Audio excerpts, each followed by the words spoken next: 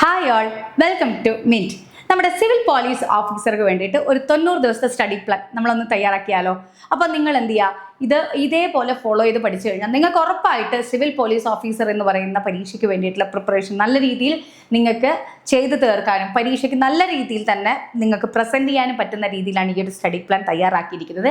എന്തുകൊണ്ടെന്ന് വെച്ചാൽ 90 ഡേയ്സ് എടുത്തിരിക്കുന്നതെന്ന് പറഞ്ഞു കഴിഞ്ഞാൽ ആനുവൽ എക്സാം കലണ്ടർ പ്രകാരം ജൂൺ മുതൽ ഓഗസ്റ്റ് വരെയാണ് സിവിൽ പോലീസ് ഓഫീസറുടെ എക്സാം വരാനുള്ള സാധ്യത എന്ന് അതിൽ കണ്ടിട്ടുണ്ടായിരുന്നു.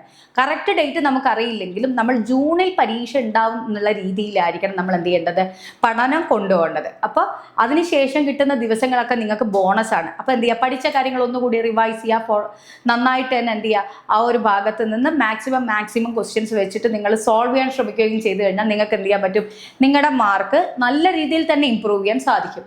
അപ്പോൾ ഈ ഒരു 90 ദിവസത്തെ സ്റ്റഡി പ്ലാൻ നമുക്കൊന്ന് നോക്കിയാലോ. അപ്പം നിങ്ങൾ സിലബസ് ഒക്കെ കണ്ടിട്ടുണ്ടാവും. കഴിഞ്ഞ ദിവസം ഞാൻ സിലബസിൻ്റെ ഷോ പോയിട്ടുണ്ടായിരുന്നു. അപ്പോൾ അതിൽ നോക്കിക്കഴിഞ്ഞാൽ നിങ്ങൾക്ക് എങ്ങനെയാണ് മാർക്ക് ഓരോരോ ഭാഗത്തിനും ഡിസ്ട്രിബ്യൂട്ട് ചെയ്തിരിക്കുന്നതെന്ന് നിങ്ങൾക്ക് അതിൽ നിന്ന് മനസ്സിലാവും. അപ്പോൾ ഇതിൽ ഞാൻ ചെയ്തിരിക്കുന്നതെന്ന് പറഞ്ഞു കഴിഞ്ഞാൽ ഈ ഒരു സിലബസിനെ നമ്മൾ എന്ത് ചെയ്തു, 3 ഘട്ടങ്ങളായിട്ട് തിരിച്ചു. ആദ്യത്തെ ഘട്ടം എന്ന് പറയുന്നത് നമ്മുടെ ഏറ്റവും ബേസിക് ആയിട്ടുള്ള കാര്യങ്ങൾക്ക് ഇമ്പോർട്ടൻസ് കൊടുത്തുകൊണ്ടാണ് ആദ്യത്തെ ഒരു മാസം നമ്മൾ പ്രിപ്പയർ ചെയ്തിരിക്കുന്നത്. ആദ്യത്തെ ഒരു മാസത്തിൽ ആദ്യം ചെയ്യേണ്ടത് ഇന്ത്യൻ ഭരണഘടന എന്ന് പറയുന്നത് നമുക്കറിയാലോ, 8 മാർക്കാണ് വെയിറ്റേജ് എന്ന് പറയുന്നത്. ഈ 8 മാർക്കും സ്കോർ ചെയ്യാവുന്ന തരത്തിലാണ് എന്ത് ചെയ്യേണ്ടത്, ആദ്യത്തെ 10 ദിവസം നിങ്ങൾ ഇന്ത്യൻ ഭരണഘടനയ്ക്ക് വേണം ഊന്നൽ നൽകാൻ.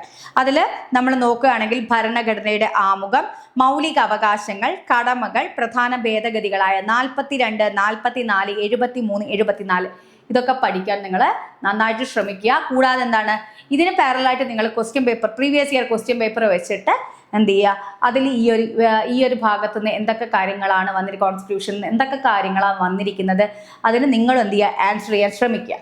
അതൊരു ടൈം കീപ്പ് ചെയ്തെന്നല്ല, നമ്മൾ പഠിക്കുമ്പോൾ തന്നെ ഈ ഭാഗത്ത് നിന്ന് ഏതൊക്കെ ക്വസ്റ്റ്യൻസ് ഒക്കെ വന്നിട്ടുണ്ടെന്ന് നമുക്ക് റെഫർ ചെയ്താൽ കിട്ടുന്നതാണ്.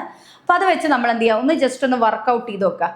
അപ്പം ഇങ്ങനെ ചെയ്യുകയാണെങ്കിൽ നിങ്ങൾക്ക് എന്ത് ചെയ്യാൻ പറ്റും, അതിലെ മാക്സിമം വെയിറ്റേജ് മാർക്കായ 8 മാർക്ക് നിങ്ങൾക്ക് സ്കോർ ചെയ്യാൻ സാധിക്കും. അടുത്ത 10 ദിവസം എന്ന് പറയുന്നത് നമ്മൾ ഹിസ്റ്ററി, ജിയോഗ്രഫി ആ ഒരു ഭാഗത്തിന് വേണം ഊന്നൽ നൽകാൻ.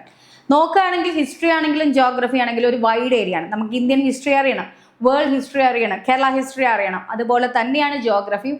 അപ്പോൾ എന്താണ്, ഭൂപ്രകൃതി ആദ്യം അറിയണം, അതിനുശേഷം ഇന്ത്യയുടെ ഭൂപ്രകൃതി അറിയണം, അല്ലേ, കേരളത്തിൻ്റെ ഭൂപ്രകൃതിയൊക്കെ അറിയണം. അപ്പോൾ എന്ത് ചെയ്യുക, ഈ ഒരു ഭാഗത്തു നിന്ന് മാക്സിമം മാർക്ക് സ്കോർ ചെയ്യണമെങ്കിൽ നിങ്ങൾ എന്ത് ചെയ്യുക, ഈ ഒരു PYQല് ഹിസ്റ്ററിയിൽ നിന്ന് ഏതൊക്കെ പാർട്ടിലാണ് ഏറ്റവും കൂടുതൽ ക്വസ്റ്റ്യൻസ് വരാൻ സാധ്യതയുള്ളതെന്ന് മനസ്സിലാക്കി ആ ഒരു ഭാഗം വളരെ ഫോക്കസ്ഡ് ആയിട്ട് പഠിക്കുക. മറ്റുള്ള കാര്യങ്ങൾ വായിച്ച് മനസ്സിലാക്കുക. എന്ത് ചെയ്യുക, കണക്ട് ചെയ്ത് പഠിച്ചു കഴിഞ്ഞാൽ നിങ്ങൾക്ക് ആ ഒരു ഭാഗം മാക്സിമം മാർക്ക് സ്കോർ ചെയ്യാൻ സാധിക്കും. ഓക്കെ, അതിനുശേഷം നമ്മൾ അടുത്ത ദിവസം എന്ന് പറയുന്നത് നമ്മൾ സ്പെഷ്യൽ ടോപ്പിക് അറിയാം, വെയിറ്റേജ് എത്രയാണ്, 20 മാർക്കാണ് വെയിറ്റേജ്.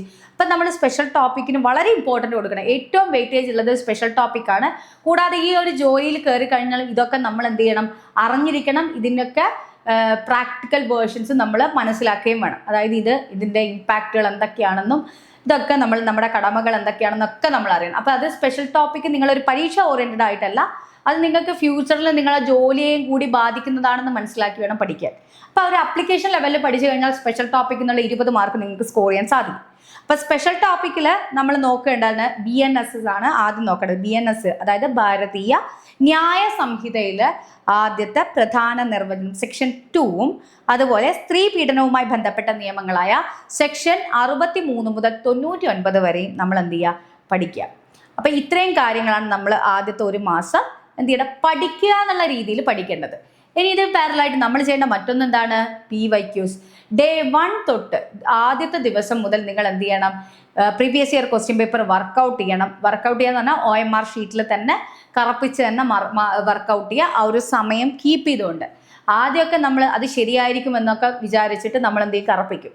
പക്ഷേ നമ്മൾ നോക്കിക്കഴിഞ്ഞാൽ നമുക്കറിയാം, ആ ഒരു എക്സാം എഴുതി കഴിയുമ്പം നമ്മുടെ മാർക്ക്, നമ്മൾ തന്നെ ഒരു എക്സാം അനാലിസിസ് നടത്തി കഴിഞ്ഞാൽ അതിൽ എത്ര എറേഴ്സ് നിങ്ങൾ വരുത്തിയിട്ടുണ്ടെന്നും അതുപോലെ നമ്മളെ തന്നെ ഒന്ന് പഠിക്കുകയായിരിക്കും അതിൻ്റെ കൂടെ ചെയ്യുന്നുണ്ടാവും. പക്ഷെ ഒരു ദിവസം പോലും നിങ്ങൾ മോക്ക് ടെസ്റ്റ് ചെയ്യാതിരിക്കരുത്. അതും എല്ലാ സെക്ഷനും ഉൾപ്പെടുത്തി വേണം നിങ്ങൾ എന്ത് ചെയ്യാൻ, PYQs ചെയ്യാൻ. അപ്പോൾ ഒരു സെറ്റ് ക്വസ്റ്റ്യൻ പേപ്പർ എടുത്തു കഴിഞ്ഞാൽ നിങ്ങൾക്ക് അത് അത് വെച്ച് തന്നെ വർക്കൗട്ട് ചെയ്യുക. OMR ഷീറ്റിൽ കറപ്പിക്കാൻ പറ്റുന്ന രീതിയിലാണെങ്കിൽ, അതെന്ന് പറഞ്ഞാൽ ഒരു OMR ഷീറ്റ് എടുത്താൽ നമ്മളത് ഫോട്ടോ സ്റ്റാർട്ട് എടുത്തു കഴിഞ്ഞാൽ നമുക്ക് എന്ത് ചെയ്യാൻ പറ്റും, ഒരു എന്താണ് 2 സൈഡും ഒക്കെ എടുക്കുന്നതാണെങ്കിൽ ഒരു 45 ഷീറ്റൊക്കെ മതിയാവും 90 ദിവസത്തേക്ക്. അപ്പോൾ അത് വെച്ച് നന്നായിട്ട് മാർക്ക് ചെയ്യുക. ഇത് പ്രാക്ടീസ് ചെയ്യുക. കാരണം നമ്മൾ എന്തിനു വേണ്ടിയാണ് ഇത് പഠിക്കുന്നത്? ഒരു ജോലി, ഒരു ഗവൺമെൻറ് ജോബ് അച്ചീവ് ചെയ്യുക, അല്ലെങ്കിൽ നിങ്ങളൊരു സ്വപ്ന സാക്ഷാത്കാരത്തിന് വേണ്ടിയിട്ടുള്ള നമ്മുടെ കഷ്ടപ്പാടുകളാണ്. ഇപ്പം നിങ്ങൾ കുറച്ച് കഷ്ടപ്പെട്ടാലും ഭാവിയിൽ നിങ്ങൾ എന്ത് ചെയ്യാൻ പറ്റുന്നുണ്ട്, നിങ്ങൾക്ക് നിങ്ങളുടെ ജോബ് സംബന്ധമായിട്ട് വളരെ സെക്യൂരിറ്റി എന്ത് ചെയ്യും, ഈ ജോലിയിലൂടെ നമുക്ക് ലഭിക്കും അല്ലേ. ഒന്ന് ജോബ് സെക്യൂരിറ്റി, പിന്നെ സോഷ്യൽ സ്റ്റാറ്റസ്, ഇതൊക്കെ ഇതിൻ്റെ ഭാഗമായിട്ട് നമുക്ക് കിട്ടുന്ന റിസൾട്ടാണ്, തിരിച്ച് ലഭിക്കുന്നതാണ്. അപ്പോൾ അതിന് കുറച്ച് കഷ്ടപ്പെടണം. ആ കഷ്ടപ്പെടുന്നത് ഒരു 3 മാസത്തേക്കായി കഴിഞ്ഞാൽ അതൊരു വളരെ കുറഞ്ഞ സമയമാണ്. പക്ഷെ ആ ഒരു കുറഞ്ഞ സമയം നല്ല രീതിയിൽ കഷ്ടപ്പെട്ടാൽ നിങ്ങൾക്ക് നല്ല മാർക്കും എന്ത് ചെയ്യാൻ പറ്റും, സ്കോർ ചെയ്യാൻ സാധിക്കും. അപ്പോൾ ഈ ഒരു ഭാഗം ആദ്യത്തെ 1 മാസം നിങ്ങൾ എന്ത് ചെയ്യുക, ഈ ഭാഗങ്ങൾ പഠിക്കുകയും ചെയ്യുക. പാരലലായിട്ട് എന്ത് ചെയ്യുക, PYQസിന് നല്ല ഊന്നൽ കൊടുക്കുക. അപ്പോൾ PYQs നമ്മൾ ഡെയിലി ചെയ്യുമ്പോൾ കിട്ടുന്ന മറ്റൊരു ബെനിഫിറ്റ് എന്ന് പറഞ്ഞു കഴിഞ്ഞാൽ, ഏതൊക്കെ ഭാഗത്തു നിന്നാണ് ലേറ്റസ്റ്റ് ആയിട്ട് PSC ഫോക്കസ് ചെയ്ത് ക്വസ്റ്റ്യൻസ് പ്രിപ്പയർ ചെയ്യുന്നത് നിങ്ങൾക്ക് അതിൽ നിന്ന് മനസ്സിലാവും. അതായത് ഏതൊക്കെ ഭാഗത്തിനാണ് ഇമ്പോർട്ടൻസ് ഇപ്പോൾ PSC കൊടുക്കുന്നത് നിങ്ങൾക്ക് കൂടുതലായിട്ട് അതിൽ നിന്ന് തന്നെ മനസ്സിലാവും. അടുത്തത് നമ്മൾ രണ്ടാമത്തെ ഘട്ടത്തിലേക്ക് നമ്മൾ പോവുകയാണ്. നമ്മൾ ഒന്ന് സയൻസിന് ഇമ്പോർട്ടൻസ് കൊടുക്കണം, പിന്നെ രണ്ടാമത്തത് സ്പെഷ്യൽ ടോപ്പിക്കിന് ഇമ്പോർട്ടൻസ് കൊടുക്കണം.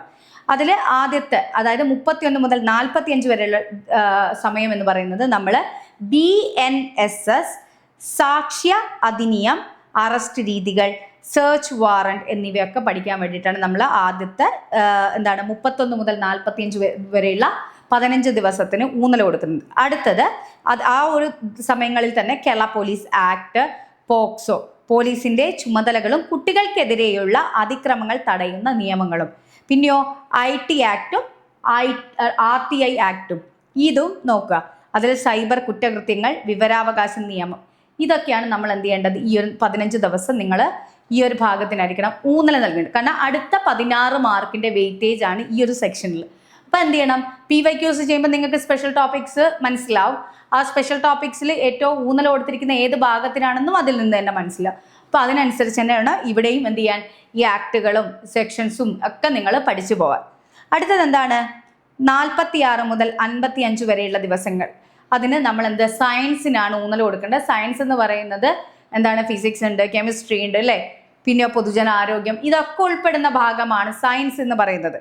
അപ്പം അതിൽ ജീവശാസ്ത്രം, രോഗങ്ങൾ, വിറ്റാമിനുകൾ, അതുപോലെ ഭൗതിക ശാസ്ത്രത്തിൽ ചലന നിയമങ്ങൾ, പ്രകാശം, രസതന്ത്രത്തിൽ ആറ്റം, മൂലകങ്ങൾ, ഇതിലൊക്കെ നമ്മൾ എന്ത് ചെയ്യുക, പ്രീവിയസ് ഇയർ ക്വസ്റ്റ്യൻ പേപ്പർ വെച്ച് ഇതിൽ നിന്ന് എന്തൊക്കെ ക്വസ്റ്റ്യൻസ് ആണ് വന്നിരിക്കുന്നത് കണക്ട് ചെയ്ത് തന്നെ നിങ്ങൾ പഠിച്ചു കഴിഞ്ഞാൽ അതിൽ നിങ്ങൾക്ക് ഏറ്റവും കൂടുതൽ മാർക്ക് തന്നെ സ്കോർ ചെയ്യാൻ പറ്റും. അടുത്തത് നമ്മുടെ ഇന്ത്യൻ എക്കണോമി, അതായത് എക്കണോമിക്സ് എന്ന് പറയുന്ന ഭാഗവും അതുപോലെ കേരള ഭരണവും. 8 മാർക്കാണ് ഇത് രണ്ടും ക്ലബ് ചെയ്തിട്ട് വരുന്നത്, 5ഉം 3ഉം. അതിൽ പഞ്ചവത്സര പദ്ധതികൾ, നീതി ആയോഗ്, കേരളത്തിലെ സാമൂഹ്യക്ഷേമ പദ്ധതികൾ, ഇതിനായിരിക്കണം നിങ്ങൾ ഊന്നൽ നൽകേണ്ടത്. അപ്പം അത് പഠിക്കുമ്പോൾ എന്ത് ചെയ്യുക, ഈ കേരളത്തിലെ സാമൂഹ്യക്ഷേമ പദ്ധതികളിൽ കറണ്ട് അഫയേഴ്സ് റിലേറ്റഡ് ആയിട്ട് പഠിക്കുമ്പോൾ അത് തന്നെയാണ് ചോദിക്കുന്നത്. നിങ്ങൾക്ക് നോക്കിക്കഴിഞ്ഞാൽ ഏതൊരു പദ്ധതി എടുത്താലും ലേറ്റസ്റ്റ് വന്നിരിക്കുന്ന പദ്ധതികൾ റിലേറ്റ് ചെയ്തിട്ടുള്ള ഫാക്ട്സുകളാണ് പരീക്ഷയ്ക്ക് ചോദിക്കാറ്.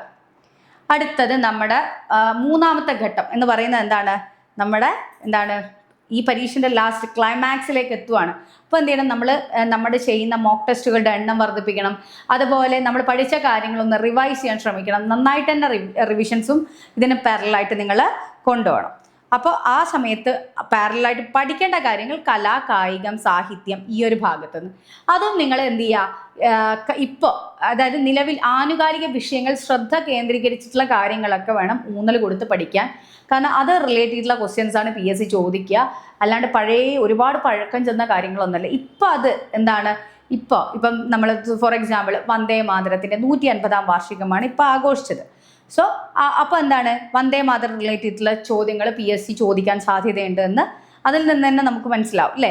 അപ്പോൾ ഇതേപോലെ ഓരോരോ കാര്യങ്ങൾക്കും എന്ത് ചെയ്യുക, ഇപ്പം ഏതെങ്കിലും വ്യക്തികളുടെ 125ാം വാർഷികമാണോ, അപ്പോൾ അയാളുടെ കൃതികൾ, അയാൾ എന്തൊക്കെ സംഭാവനകളാണ് നൽകിയിട്ടുള്ളത്, ഏത് മേഖലയ്ക്കാണ്, ആ രീതിയിൽ വേണം നമ്മൾ നോക്കാൻ. അതുപോലെ ഇപ്പോൾ ഏതെങ്കിലും പ്രഗത്ഭരായ വ്യക്തികൾ ഈ ഒരു കഴിഞ്ഞ 1.5 വർഷത്തിനുള്ളിൽ മരണപ്പെട്ടിട്ടുണ്ടെങ്കിൽ അവരുടെ കൃതികൾ ഉണ്ടെങ്കിൽ അവരെന്തെങ്കിലും സംഭാവനകൾ നൽകിയിട്ടുണ്ടെങ്കിൽ അതൊക്കെ എന്ത് ചെയ്യണം, അല്ലെ അവരെ ഏറ്റവും കൂടുതൽ പ്രശസ്തമായ അവരുടെ മേഖല, അതൊക്കെ എന്ത് ചെയ്യണം, അല്ലെങ്കിൽ നമ്മൾ പറയില്ലേ വ്യക്തിമുദ്രകളൊക്കെ പതിപ്പിച്ചതെന്നൊക്കെ, ആ രീതിയിൽ വേണം പഠിക്കാൻ. അതുപോലെ കേരളത്തിൽ എന്തെങ്കിലും, അതായത് ഇപ്പം മോഹൻലാലിന് നമുക്കറിയാം ദാദാ സാഹേബ് ഫാൽക്കെ അവാർഡ് കിട്ടിയിട്ടുണ്ട്.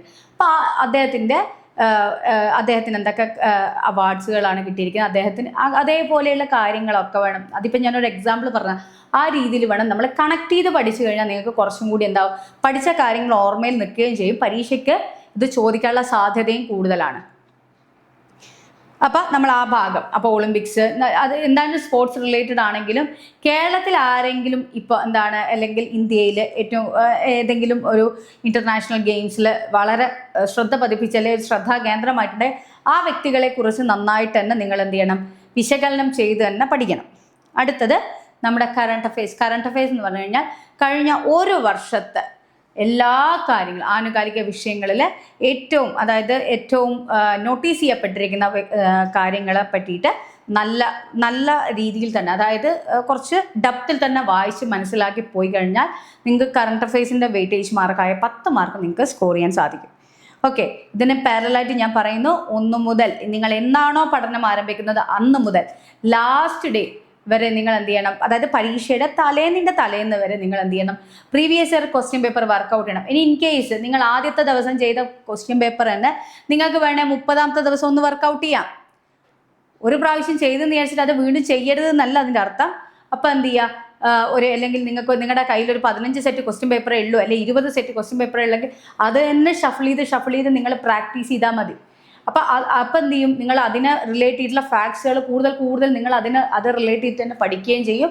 ഈ പഠിച്ച കാര്യങ്ങൾ നിങ്ങളുടെ ഓർമ്മയിൽ ഉണ്ടാവുകയും ചെയ്യും. അതിന് ഫോളോ അപ്പ് എടുക്കണം, ചെറിയ ഷോർട്ട് നോട്ട്സുകൾ ഉണ്ടാക്കണം, എന്തെങ്കിലും ഡേയ്സോ അല്ലെങ്കിൽ വർഷത്തെയോ പ്രാധാന്യമുണ്ടെങ്കിൽ ആ വർഷം എന്തിനാ റിലേറ്റ് ചെയ്തിട്ടുള്ളതാണെന്ന് അതൊക്കെ നിങ്ങൾ എന്ത് ചെയ്യണം, സ്റ്റിക്ക് ചെയ്ത് അല്ലെങ്കിൽ ഒരു ചെറിയ ഷോർട്ട് നോട്ടായി എപ്പോഴും എന്ത് ചെയ്യണം, ജസ്റ്റ് ഡെയിലി ഒരു പ്രാവശ്യമെങ്കിലും അതൊന്ന് വായിച്ച് നോക്കുക, അത് ഒഴിവാക്കുക. അങ്ങനെ ചെയ്ത് കഴിഞ്ഞാൽ നിങ്ങൾക്ക് എന്ത് ചെയ്യാൻ പറ്റും, പിന്നീട് നിങ്ങൾ ആ പരീക്ഷയ്ക്ക് ഈ ഒരു ക്വസ്റ്റ്യൻസ് ഒക്കെ കാണുമ്പോൾ നിങ്ങൾക്ക് എളുപ്പത്തിൽ എഴുതാൻ പറ്റും. അതുപോലെ ടൈം മാനേജ്മെൻറ്റ് എന്ന് പറയുന്നത് കാരണം എന്താണ്, നിങ്ങൾ OMR പരീക്ഷ എഴുതാൻ, അതായത് നമ്മുടെ CPO സിവിൽ പോലീസ് ഓഫീസറുടെ എക്സാം എഴുതുമ്പോൾ നിങ്ങൾ ഈ ഒരു രീതിയാണ് കീപ്പ് ചെയ്യുന്നതെങ്കിൽ നിങ്ങൾക്ക് അതിൽ പറഞ്ഞിരിക്കുന്ന കൃത്യസമയത്ത് തന്നെ നിങ്ങൾക്ക് പരീക്ഷ എഴുതി അവസാനിപ്പിക്കാൻ സാധിക്കും. കാരണം നിങ്ങൾ ഈ ഒരു മോക്ക് ടെസ്റ്റ് ചെയ്യുമ്പോൾ നിങ്ങൾ നന്നായിട്ട് തന്നെയാണ് പ്രാക്ടീസ് ചെയ്യുന്നത്. അപ്പോൾ എന്ത് ചെയ്യാൻ പറ്റും, നിങ്ങൾക്ക് ആ ഒരു സിസ്റ്റമാറ്റിക് ആയിട്ട് വർക്കൗട്ട് ചെയ്യാൻ പറ്റും. അതും നിങ്ങൾക്ക് പരീക്ഷയിൽ ഇംപ്ലിമെൻ്റ് ചെയ്യാനും സാധിക്കും. പിന്നീടോ നെഗറ്റീവ് മാർക്സ് കുറയ്ക്കാനും നിങ്ങൾക്ക് ഇതിലൂടെ സാധിക്കും.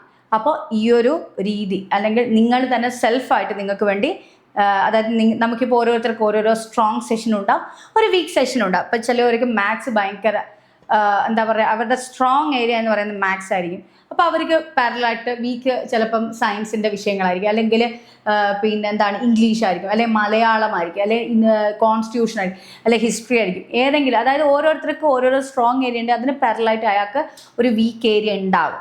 അപ്പോൾ എന്ത് ചെയ്യുക, നിങ്ങളുടെ സ്ട്രോങ് ഏരിയ, ആ ഒരു ഏരിയ നിങ്ങൾക്ക് ഉറപ്പാണ്, 100% ഉറപ്പാണെങ്കിൽ പിന്നീട് അത് ചാപ്റ്റർ വൈസ് പഠിക്കാതെ അതിനെന്ത് ചെയ്യുക, കൂടുതൽ മോക്ക് ടെസ്റ്റുകൾ നടത്തുക, പ്രീവിയസ് ഇയർ ക്വസ്റ്റ്യൻ പേപ്പർ വെച്ച് വർക്കൗട്ട് ചെയ്യുക. പാരലായിട്ട് നിങ്ങളുടെ വീക്ക് ഏരിയ ആണെങ്കിൽ അത് ഡെപ്തിൽ പഠിക്കാൻ ശ്രമിക്കുക, അതായത് ഓരോരോ ടോപ്പിക് വൈസ് പഠിക്കാനും ശ്രമിക്കുക. അതിനുള്ള സമയം നിങ്ങളുടെ അടുത്തുണ്ട്. പിന്നെയോ മറക്കാതെ നിങ്ങൾ എന്ത് ചെയ്യുക, SCERT ടെക്സ്റ്റ് ബുക്ക് 5ാം ക്ലാസ് മുതൽ 10ാം ക്ലാസ് വരെയുള്ള സയൻസ്, സോഷ്യൽ ഇത് പഠിക്കുക. കൂടാതെ NCERT ടെക്സ്റ്റ് ബുക്കും വായിക്കാൻ ശ്രമിക്കുക. SCERT ടെക്സ്റ്റ് ബുക്ക് നിങ്ങൾ വായിച്ചു കഴിഞ്ഞാൽ തന്നെ നിങ്ങൾക്ക് ഒരുവിധം ബേസായി, പിന്നീട് ബാക്കി അതിൻ്റെ മുകളിൽ എന്ത് ചെയ്താൽ മതി, ഇംപ്ലിമെൻറ്റ് ചെയ്താൽ മതി. അപ്പോൾ ഈ രീതിയിൽ നിങ്ങൾ പ്രാക്ടീസ് ചെയ്യുകയും പഠനം കൊണ്ടുപോവുകയും ചെയ്യുകയാണെങ്കിൽ ഉറപ്പായിട്ട് നിങ്ങൾ എൻ്റെ കമൻറ്റ് ബോക്സിൽ പിന്നീട് കുറച്ചുകൂടി അങ്ങോട്ട് എത്തുമ്പോൾ നിങ്ങൾ സിവിൽ പോലീസ് ഓഫീസർ ക്രാക്ക് ചെയ്ത കാര്യങ്ങളാണെങ്കിലും, അതായത് ക്വാളിഫൈ ചെയ്തതാണെങ്കിലും, അല്ലെങ്കിൽ ജോലി നേടി എന്നുള്ള കാര്യവും നിങ്ങൾക്ക് ഓഫർ ലെറ്റർ വന്നു എന്നുള്ള കാര്യങ്ങളൊക്കെ നിങ്ങൾ എന്ത് ചെയ്യും, കമൻറ്റ് ബോക്സിൽ മെൻഷൻ ചെയ്യും. അപ്പോൾ മികച്ച പഠനം മിൻറ്റിനോടൊപ്പം. Wish you all the best. Thank U.